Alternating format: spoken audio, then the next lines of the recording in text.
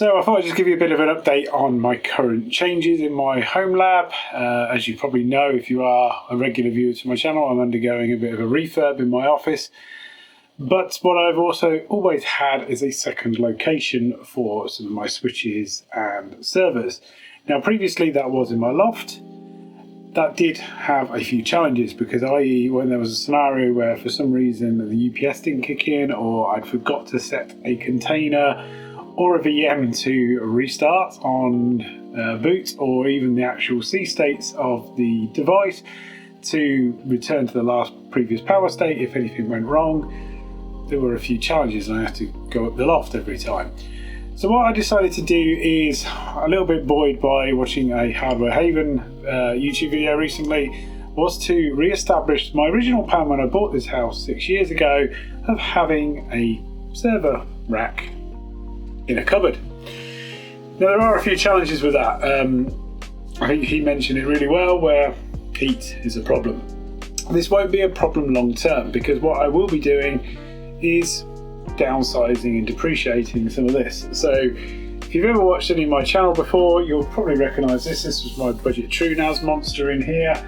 At the very back here we've got a couple of things. I'll go into a bit more detail at the moment, but they run primarily most of my Proxmox cluster today. The top there I've got a couple of Ubiquiti items. I've got one of the Gen 1 switches, again I'll show you in a moment, and my switch aggregation, which is a 8-port 10 gigabit switch. Amazing that. At the bottom, which again like I said I'll show you in a sec, there is an APC UPS in there, minus the front. I lost that, I don't know what happened to it, I think it got lost in the move, and just a HP desktop which I use for dev. To be honest, I picked that up for 30 quid on eBay and thought what the heck.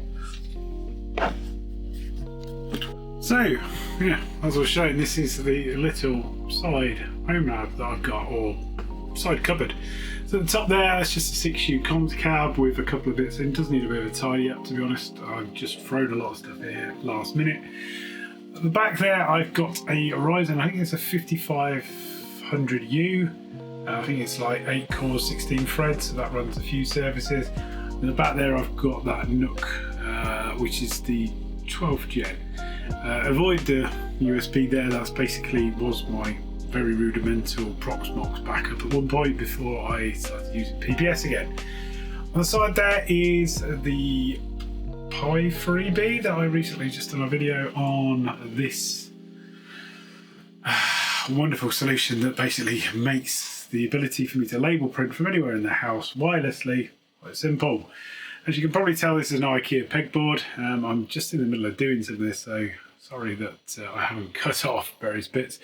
I've got my Philips Hue bridge there and my Sonoff, which gives me my Zigbee connections that go all over the place. So, and on here I've got one of those nice little Ubiquiti mini flexes. So again, I just need to wire that in. The idea is I'm going to just run some shorter cables to tidy that up somewhat. As I mentioned here, so this is that wonderful device that I've had for a while. So this is the TrueNAS build that I did. Obviously I did this with the design of keeping this in my 42U server rack. Yeah, I've just got rid of that, so yeah, it's not going to work now, is it? And at the bottom there is my APC. It's currently got next to no load on it, I don't think. Could have a cycle through, I suppose, and see what we've got. We're currently drawing about 117 watts at the moment, so that would be with everything on there, and I'd imagine the majority of that is going to be this. So again, this is something I'm looking to change later this year when my office is finally done. I think what I will probably do is something that Jim on Jim's Garage has done recently, and go for the MSO1 cluster again. So yeah, up there, like I said, there's Ubiquiti, and there is my Elgato green screen, which I feel like I haven't used in forever. Now, one of the other reasons I wanted to show this is I think just watching one of Hardware Haven's videos just now, he was talking about he hadn't got room for a server rack, and I'm like, just build a crappy looking one out of a LASK desk or LAC desk. That's what I did from IKEA. I did hollow out these legs. I did plan to make a YouTube video on it, to be honest, but yeah, I got a bit bored halfway through and thought maybe I'll just save it for another day. And you can see where I've already mounted a switch in here at some point. So there's just a couple of screw holes in there.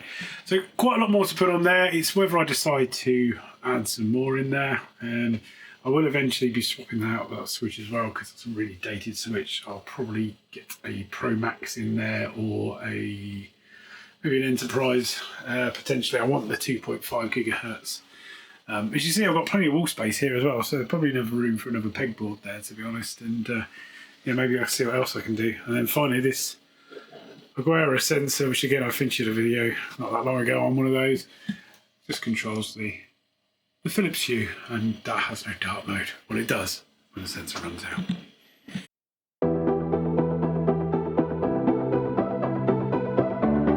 So I'll be honest, I did think about tidying this up, but to be honest, I wanted you to actually see the kind of challenges I've got at the moment, because yeah, this is the main problem when you start to refurb somewhere where all your internet comes in. It's a little bit of a ball ache, to be totally frank. Now what I've done up here is basically put a 12U rack. Now obviously I've just temporarily mounted it, right? I've got drywall or plasterboard to put back on here at some point. You'll notice I've run the fibre, so this is one of the new things I've done. I've got some OM4 that's running up. It goes kind of across there, through the kitchen, up through bedrooms, across a loft, back again, all through conduit as well. So there's only a few areas that are exposed to non-conduit. I just need to get some flexi conduit to kind of pack those in a little bit.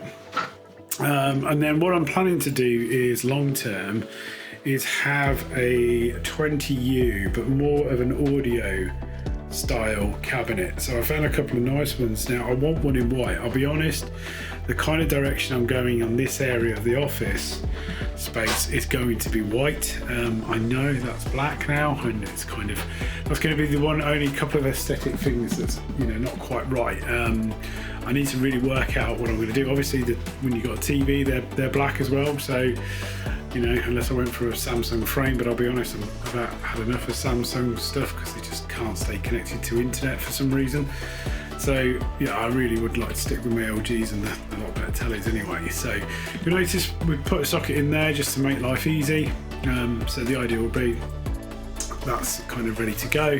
And then like I mentioned, I'm basically going to run in a, yeah, you know, a nice 20U on wheels, more of a media one. So the idea will be I can put my Xbox, PlayStation in there, probably go for a nice Dolby Atmos amp again, whether I go Sony, Denon or Onkyo, not sure yet, but I've run speaker wiring already, so my plan is I'm going to have a couple of ceiling speakers like I had before and various other bits. So yeah, that's kind of where I'm planning to get to. Oh, that's bad lighting, isn't it? Let's turn on a light. You know, that's much better. I'm now blinded. But yeah, you can kind of see where we're going. It's getting there. There's still an awful lot to do. When I'm going to get time to do it all is difficult. And I'll be honest, actually trying to do YouTube videos while in this situation is not easy. I'm kind of having to be creative. That's why you'll probably realise I've got a lot of weird backgrounds at the moment. It's just me using NVIDIA Broadcast to try and cover up what's going on in here. I am going to try and get to a position where things are in a lot better place. So that's the overall plan. But yeah, we'll see. There is a few reviews and some more Homelab stuff due very soon. So as always, I'll see you next time. But just maybe hit that like and subscribe, and thank you to everybody that supported us so far and finally got us over that 1,000 subs. I look forward to hopefully the next 1,000. Cheers.